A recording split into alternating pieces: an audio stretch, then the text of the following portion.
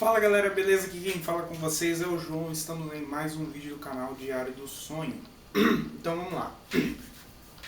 Hoje foi o terceiro dia da Nihon Golden Week, que é a semana que ele separa, parece que é uma vez por ano, eu não tinha parado para pensar nisso, mas hoje ele falou no vídeo que tem 3 anos que ele faz e essa é a terceira Nihon Golden Week, então deve ser uma por ano. Então, você deve estar estranhando, já que se trata de Nihon Golden Week e eu não estou filmando o computador para passar detalhes de como usar as ferramentas apresentadas no episódio. Sim, tiveram ferramentas a ser usadas, porém, de fins de, como é que eu posso dizer, deixar o mais podcast possível, eu quero fazer assim, me gravando, e eu tentar te explicar. Até porque eu acho que quando a câmera está em mim e eu preciso explicar as coisas, isso é melhor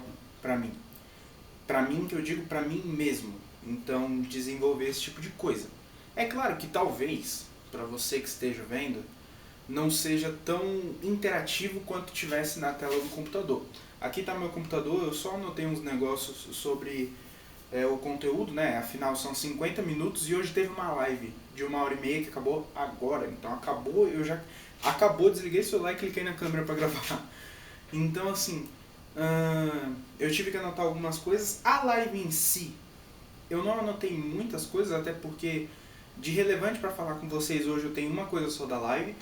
Não que tenha sido inútil, mas é que basicamente a live foi para responder coisas e dúvidas que já tinha esclarecido, ou eram dúvidas muito específicas que vão ser tocadas mais pra frente. E eu acho que para fazer um negócio mais educativo, igual eu estou fazendo agora, mais um relato de aprendizado, talvez isso não se encaixasse tanto.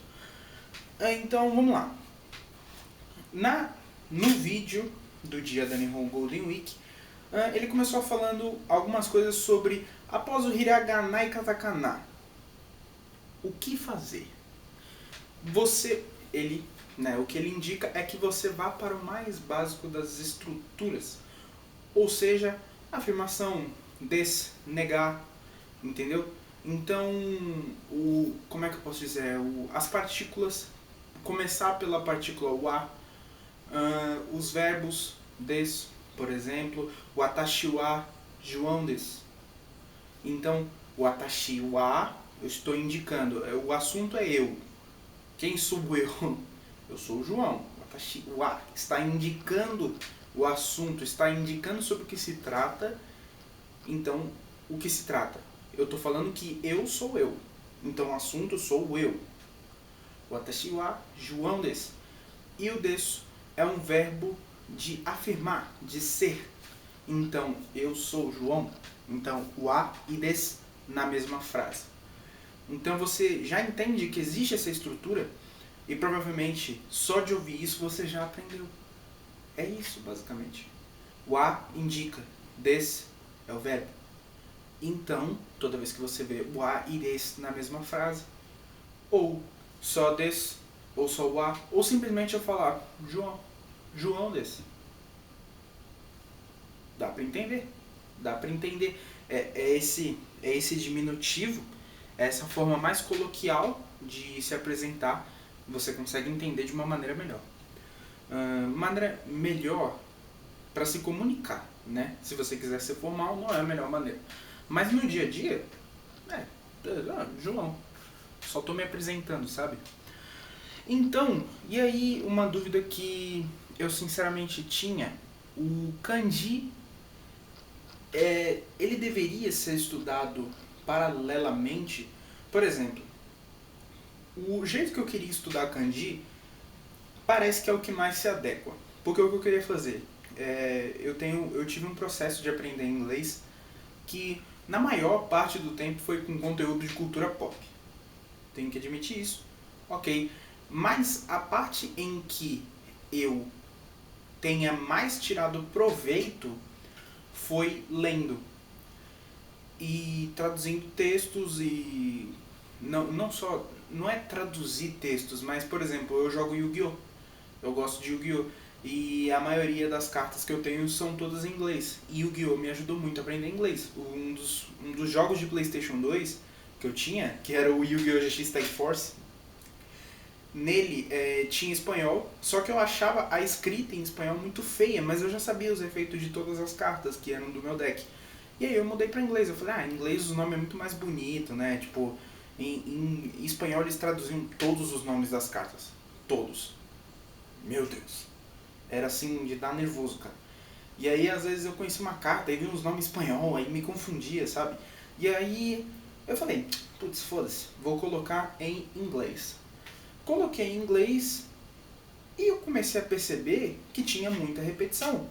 E eu já conhecia aquelas palavras, eu sabia, até por alguns cognatos, né? Algumas palavras parecidas que já associavam uma coisa na outra e eu conseguia aprender.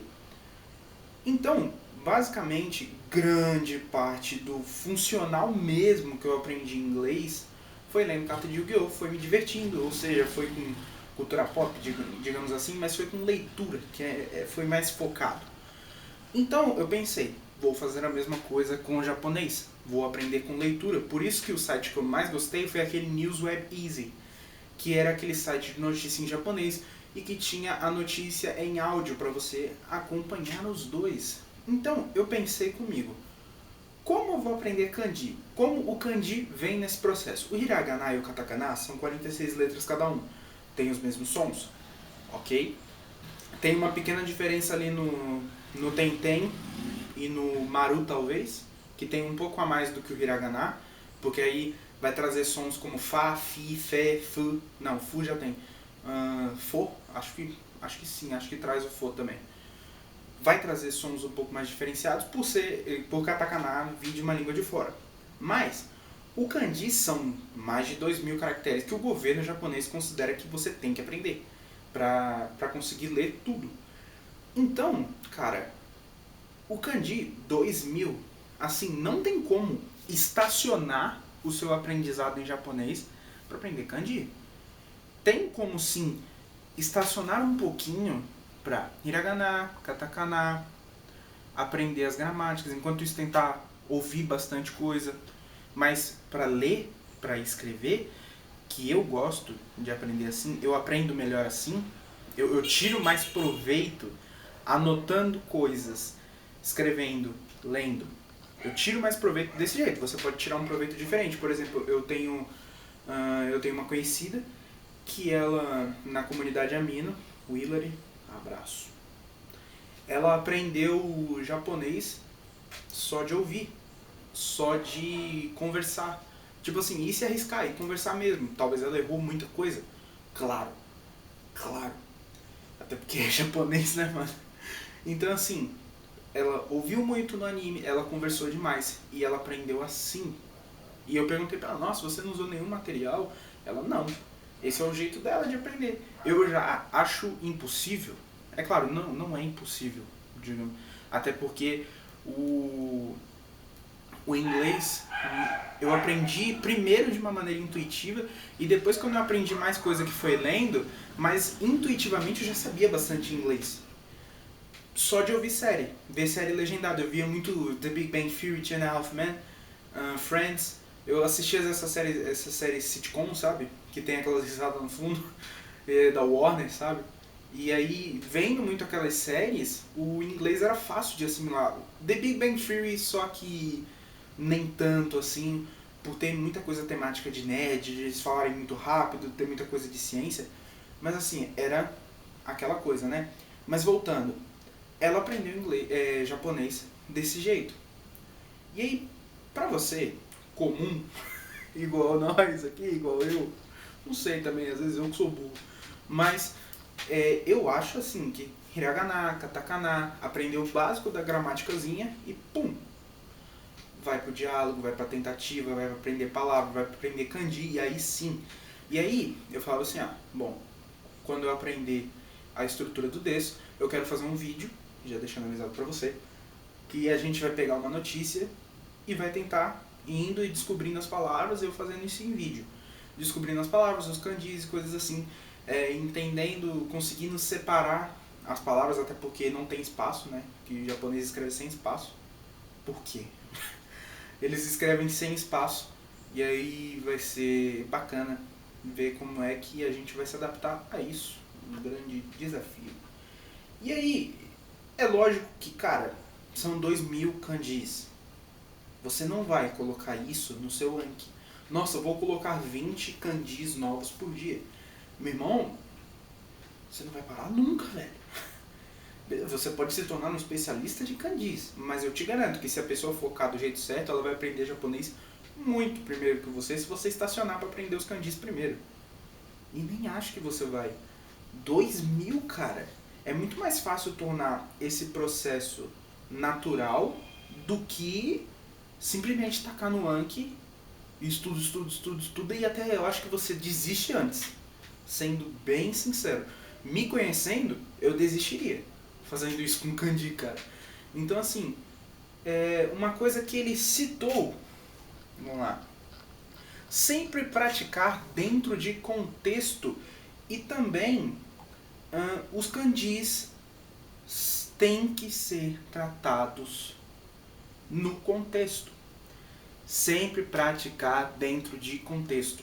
Como você sabe, yoroshiku onegaishimasu, que é uma coisa que serve para uma cacetada de outras coisas, que tem vários significados, como é que você vai saber qual significado está se referindo? Se você pegar só yoroshiku onegaishimasu, enfiar no seu Anki e colocar uma bíblia de significados, que japonês tem muito isso, se você pegar um kanji e colocar uma bíblia de significados, cara, vai ser difícil de entrar aqui. Mas quando está num contexto, você sabe do que se trata. Ah, nossa, isso aqui tá falando sobre esgoto. E tem um kanji aqui que ele tem um radical que são os 3 risquinhos que representam a água. Ok, ele está se referindo a alguma coisa de água aqui. Cara, você entendeu pelo contexto, pelo radical, que também é contexto que você aprendeu. Então, assim, sempre dentro do contexto. Se você ficar pegando coisas separadas, vai ser difícil aprender. Então, qual é a maneira mais correta que eu achava que fosse e que ele apresentou? É a mesma, né? Eu acabei batendo com isso. Porque você está num texto, nossa, ó, peguei o contexto aqui da parada. Ok, vou jogar, sei esse kanji, vou lá no Jisho, lá no dicionário, vou pegar esse significado. Ok, dentro desse contexto esse significado encaixa melhor. Vou colocar no meu Anki, vou fazer uma categoria específica. Aí sim, cara, é mais guiado. Não é simplesmente joguei no Anki. Por exemplo, kanjis que tem a ver com água. Pum, jogou no Anki. Poxa, vai ficar bem fácil de você memorizar desse jeito. Porque, deve ter uns 6 ou 7 kanjis, que eu dei uma olhada, que tinha a ver com água. Então, se você coloca kanjis que tem a ver com água, pum, contexto, vai ficar mais fácil de aprender, entendeu? Cara, e aí você pode fazer um Anki só de kanjis, geral, entendeu? Você pode tentar jogar isso, mas nunca trate isso como foco, nunca estacione o aprendizado pra ficar kanji, kanji, kanji, kanji. E uma coisa assim, cara, é uma parada que eu vejo muito. Não ter medo de errar na hora de falar. Vai permitir você enxergar os vícios e erros. Como é que você aprende, irmão? Vendo que você está fazendo errado e corrigindo. Eu duvido que tudo que você começou assim, a primeira vez que você fez, não foi às vezes estúpido, sabe? E você corrigiu. Poxa, se eu... deixa eu pensar numa coisa. Pô, a primeira vez que você cortou uma batata. Cara, eu não sei cortar batata até hoje, velho. Porque eu corto muita pouca batata na minha vida. Eu cortei pouquíssimas batatas na minha vida. A primeira vez que você cortou uma batata, a batata era desse tamanho, ela terminou desse. Porque você não tinha habilidade com faca. Entendeu? Então, e você também não sabia a destreza que você tinha que ter, porque a casca da batata é muito fina. Cara, tudo de primeira vez é uma bosta. Da próxima vez, ou tipo assim, no primeiro corte, você vai cortar um tecão de batata. Mas aí no segundo corte, já ali mesmo. Aí depende de cada um. Você, não posso colocar muita pressão, não posso colocar a faca muito pra baixo. Tem que ir só na superfície. Entendeu? Cara. Então, você vai errar. E aí, o que eu via muito, por exemplo, quando a gente estava na aula de inglês na sala, era que os alunos, Se tentava falar uma palavra em inglês, aí o outro ria, aí ele se calava para aprender o inglês. Se ele tirava uma dúvida, os outros tipo assim, ah, cala a boca. Tipo assim, sabe, todo aquele papo que eu já tive com vocês sobre a pessoa que está frustrada de não ter um conhecimento. Todo mundo está frustrado de não ter aquele conhecimento, mas as pessoas vão tratar de jeito diferente. O cara queria tirar uma dúvida, e o outro tirou sarro porque ele queria ter um conhecimento. Não é absurdo quando você para pra pensar assim? Eu estou tirando sarro porque a pessoa simplesmente quer ter um conhecimento que eu não tenho. E eu estou tirando sarro. Não mostra o quanto o seu ego é frágil? O quanto você é fraco? Trabalhe isso, cara. Você errou. Aprenda. Então, eu via muita gente se envergonhando, com medo de falar a palavra em inglês, falava erradão, os outros riam, e a pessoa ficava mais quieta na outra aula. Então, assim, cara, vai falar errado mesmo. Quando você olha pro lado e tem uma pessoa falando certinho, a gente tem a mania de pensar, essa pessoa nasceu fazendo isso. Quando você vê um cara tocando violão bem, esse cara nasceu fazendo isso. Não, porra. A primeira vez que ele tentou fazer foi ridículo. Coloca isso na sua cabeça. E pensa, na primeira vez que ele tentou fazer foi ridículo. Eu também. Uau. Temos um ponto aqui. Um dia eu posso ser igual a ele. Eu posso chegar nesse ponto que ele... Igual a ele não, mas eu posso chegar nesse ponto que ele chegou. E superar, talvez. Se você encara as coisas desse jeito, fica tudo mais fácil. Isso aí.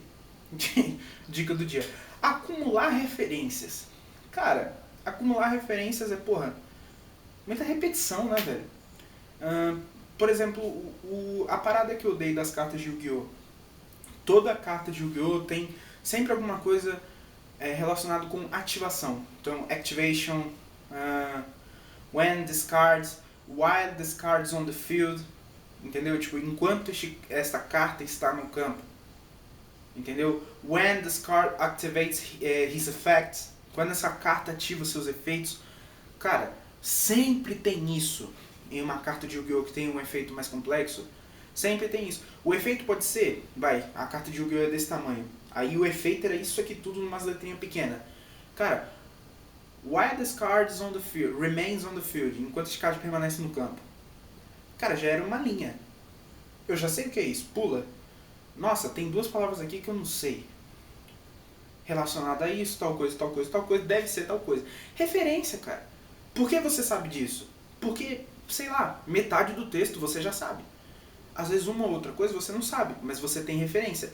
Kanji. Eu posso não saber o que o kanji se trata, mas eu vejo os radicais dele, eu posso entender pelo contexto também o que ele está se referindo. Referência. Junte referência. Fazer muitas repetições nos materiais para pegar os vocabulários específicos. Então, e principalmente colocalismo faz grande parte do processo. Muitas repetições. Você já viu muita gente tentando ensinar inglês na internet falando, pega um episódio de uma série que tem um inglês básico, Friends, vai no Friends, cara, muito fácil o inglês de Friends. Vê o episódio legendado em português, com áudio em inglês, pelo amor de Deus. Ou japonês, né? Japonês, cara. É porque eu pego muito exemplo de inglês, foi mal. Mas pega o bagulho, vê legendado em português, áudio em japonês. Depois pega o mesmo episódio que você já sabe o que aconteceu, você já tem ideia do que aquela frase significa e tenta ver em japonês. Cara, você provavelmente vai entender 3 frases, mas você vai ficar, caralho, isso eu sei. O Atashi wa, pô, isso aí eu manjei, tá falando dele. O desse no tá afirmando. Porra, tá. Manjei, é nóis. Tá ligado? Então, é isso, cara. E coloquialismo. Meu Deus. Vocabulários específicos, coloquialismo. Cara, entenda. Escolas de inglês são escolas de línguas. Oh, meu Deus, o exemplo do inglês que não sai da minha cabeça.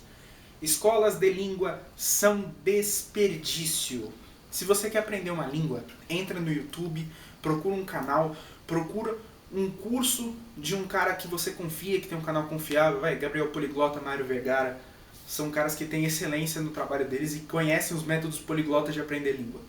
Nihongo, Desvendando a Língua Japonesa do Luiz Rafael.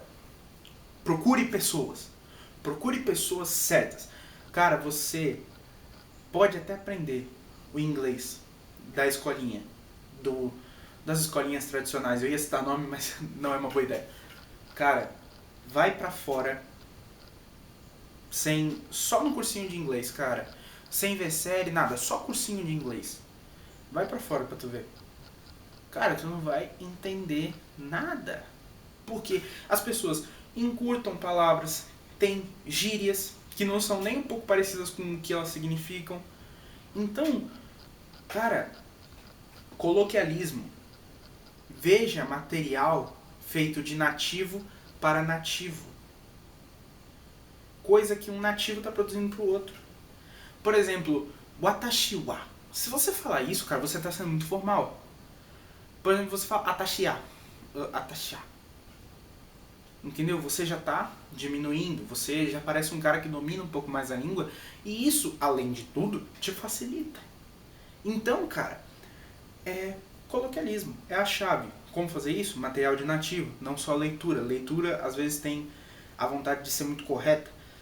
Principalmente notícias, que é o caso que eu mais gosto. Mas, por exemplo, se você vai ler um mangá, você já vai ver... ele deu um exemplo muito bom no vídeo, que tem a palavra sugoi. E aí, o pessoal fala suge. Que é tipo, sugoi é tipo, legal, da hora, incrível, alguma parada assim. E aí, em vez de ser sugoi, ele fala suge. Então, cara, existem as abreviações, as gírias, as coloquialidades. Aprenda isso. Se adapte a isso.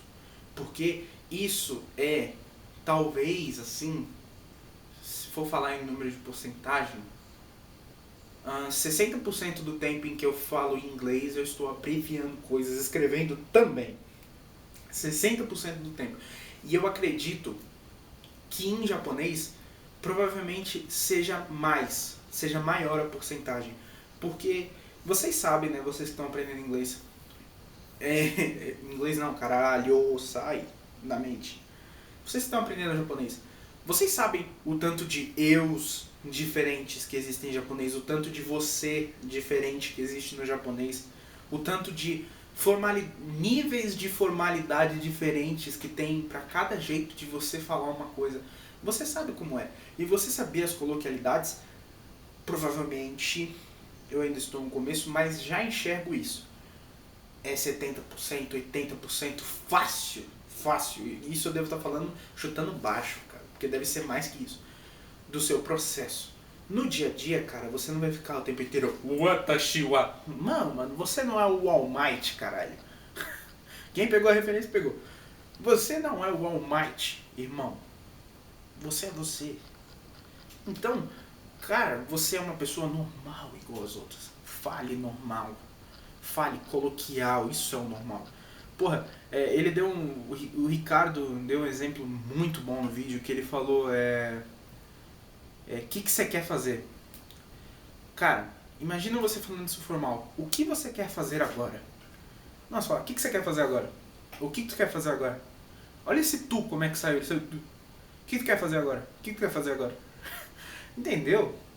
Cara, então é importante que você aprenda o coloquialismo, você aprenda o jeito informal de se comunicar, porque facilita a sua comunicação e você está mais perto do entendimento total da parada.